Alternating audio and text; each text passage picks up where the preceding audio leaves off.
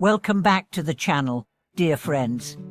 It's a gift to share another moment with you as we reflect on questions that reach deep into the human experience. Today, we'll address a question that quietly lingers in the hearts of many who walk the spiritual path. Why do some people simply never believe in Buddhism?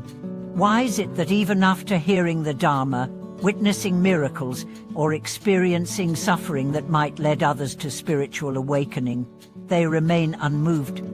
This isn't about judgment.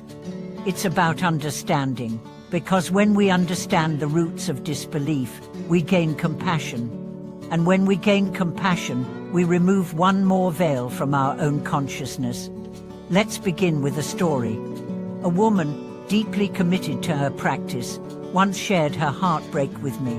Her son, raised in a Buddhist household, had always been skeptical. As he grew older, he began mocking spiritual practices he called chanting, pointless noise, meditation, a waste of time, and the idea of karma, superstition. She tried to be patient. She prayed for him. She even left books on his desk, hoping he'd become curious. But nothing worked. When she invited him to temple, he refused. When she tried to explain cause and effect through daily experiences, he laughed. One day, she asked a monk, "Why won't my son believe? What have I done wrong?" The monk said gently, "And not all seeds sprout in the same season." This answer may seem too simple, but it holds deep wisdom. In Buddhist thought, belief in the Dharma is not a coincidence. It is the fruit of countless past lifetimes of merit. The mere ability to encounter the teachings of the Buddha is itself a rare gift, let alone to resonate with them, to practice, and to embody them. For some, this ripening of karma has not yet come. It doesn't mean they're lost. It means their path is different, their timing unique, their lessons elsewhere. We must understand, people don't reject Buddhism because it lacks truth. They reject it because they have not yet touched suffering in a way that opens the heart, or they have not yet remembered their spiritual roots. Imagine trying to explain color to someone who has only ever known darkness. You could use poetry, logic, examples, but until they see light for themselves, words fall short. So it is with Dharma. The truth of impermanence, of non-self, of interdependence, it is not something that can be argued into someone. It must be felt, it must be lived. And life, with all its storms, often becomes the teacher that words cannot be. Sometimes, disbelief is a shield. People who have been hurt by religion, who have seen hypocrisy, or who fear the vulnerability that comes with faith, build walls. They say, "I don't believe," but what they mean is, "I'm not ready to be seen." Other times, disbelief is rooted in pride. The ego loves control.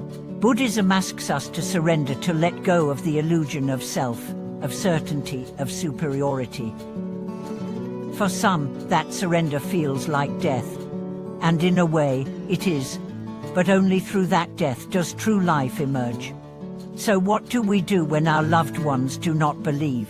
When our friends mock our practices? When society labels our inner peace as naivety? First, we remain firm in our path. The lotus does not beg others to notice its fragrance. It simply blooms. Let your life be the teaching. Let your calm be the sermon. Let your compassion be the scripture. When someone hurts you and you respond with grace, people notice. When you suffer a loss and walk through it with courage, people remember. When you live without clinging, without hatred, without fear, people wonder. And when their time comes, when their heart cracks open from grief, or a quiet moment in nature, they'll remember you. They'll remember how you moved through the world. And maybe, just maybe, they'll seek the path you once walked alone. There's a famous Buddhist tale. A monk once wept at the funeral of a man who had mocked him all his life. His disciples asked, "Why are you crying?" "He was your enemy." The monk said, "Because he never saw the truth, and now he must wander longer." This isn't to say non-believers are doomed, not at all. It's to remind us that the Dharma is not about conversion. It's about readiness, it's about resonance, and it's about compassion. Even the Buddha was not believed by all. Even he was mocked, rejected, and misunderstood. And yet, he never forced his teachings. He simply spoke and let those ready to hear, hear. You are not here to convince anyone. You are here to be light. If someone rejects your faith, offer them love. If someone ridicules your practice, offer them silence. If someone questions your peace, offer them presence. Because belief doesn't come from debate. It comes from remembering. And one day, perhaps not in this life, perhaps not in this form, that remembrance will awaken in every soul. Until then, be patient, be kind, and above all, be unwavering. Your belief is not fragile. It is not a decoration. It is a root system that holds you when storms come, and others, whether they see it or not, feel your stability.